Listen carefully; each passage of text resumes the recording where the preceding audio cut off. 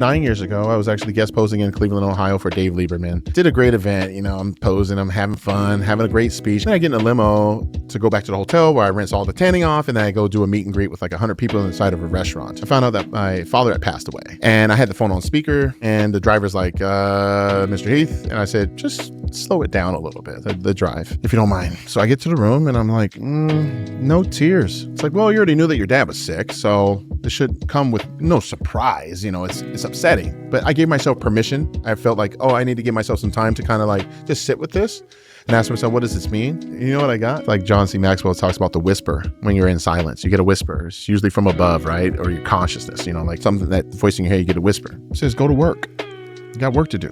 And that sounds like my father, right? So I'm like, okay. So I go in the shower, I get everything ready. And all I did was do a nice gesture. I called up my best friend, put him on FaceTime, and your friends kind of know you. So the minute I did it, he was like, no. And I was like, yep, by now the promoters heard what was going on.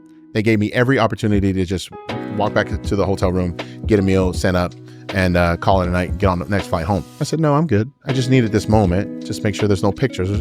Just me and my boy, we're just talking. And I did that, and I did my job. Because guess what? I'm not the first person to go through this.